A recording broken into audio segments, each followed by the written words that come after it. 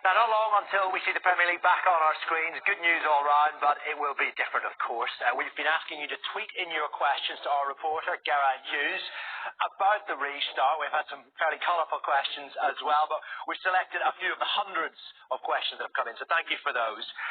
Gareth, we'll throw these at you. Do your best. We'll start with Neville Goldstraw, who is a Brighton fan, and he wants to know about the 5 substitutes. He's saying, do you think the 5 substitutes will give the advantage to the so-called top 6 because of their strength and depth? Right, great question to start with, because I can't answer this. However, this is what is in a way great about football returning, because you can start having a debate about football. It's a subjective question. Let's just highlight, why Neville's asking the question. Last Thursday, the Premier League, the shareholders, 20 clubs, voted to increase the number of substitutes allowed from 3 to 5 during a game, and also to be able to increase the bench. So instead of having 7 players available, you've got 9 players available. So in effect, you've got a 20-person match day squad. Is it going to advantage stronger clubs? If they've got stronger benches, you could argue it does. However, it's the same for everyone. The issues are going to be different, not necessarily about ability. It could be to do with fatigue and injury. And you could say, for example, is that a team that's maybe outside the bottom 6 is going to struggle more with fatigue and injury. This is not fact. This is just sort of a hypothetical question out there. Therefore, now they have the ability to replace a player who is maybe struggling with fatigue and maybe more prone to injury, so it could be an advantage for them.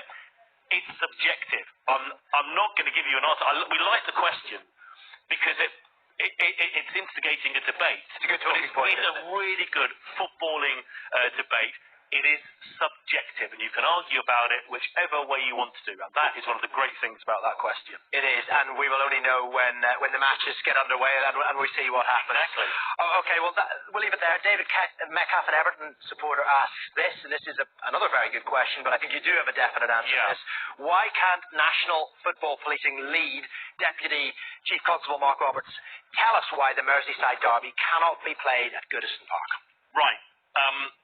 I've been speaking to the police, actually not just a number of months. I've had for a number of years when it comes to football. Detective Chief Constable Mark Roberts, the UK Football Police Unit, and the National Police Chiefs Council are not saying that the game can't be held at Goodison Park.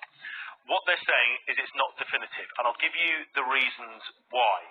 First of all, the National Police Chiefs Council, senior officers, including Mark Roberts there, went to all the forces in the country and asked me, what games do you have concerns about policing for various reasons within your area? They came back with 5 matches from across the country, one of which obviously was the Merseyside derby, which has been well publicised. Merseyside Police then, as an individual force, came out and said they wouldn't have a problem policing it. However, if you look closely at what they said, they wouldn't have a problem policing it within the bounds of crime and disorder. When it came to public health, public safety, that decision laid elsewhere. Public Health England, the government, local authority who'd be advised by safety advisory groups, which include police and emergency services. So they've never said that the game can't be held there. It's just at the moment, it's a question mark, and it remains a question mark, even though the game, the games get going in just over a week's time. This game is, in 10 days' time. The factors to look at are, we know Merseyside Police say they don't have an issue with crime and disorder. So it's public health is a real concern here. It's being quite widely reported now there are concerns about the R rate rising in certain parts of the country.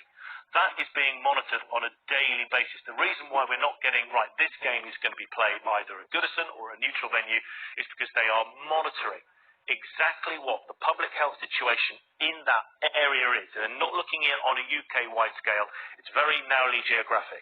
What I can tell you is there are plans in place either way for it to be policed at Goodison Park, if it gets the go-ahead to do so, or for it to be moved at a neutral venue. That is why they don't necessarily need to make a decision either last week or right now, because the contingency there is for whatever.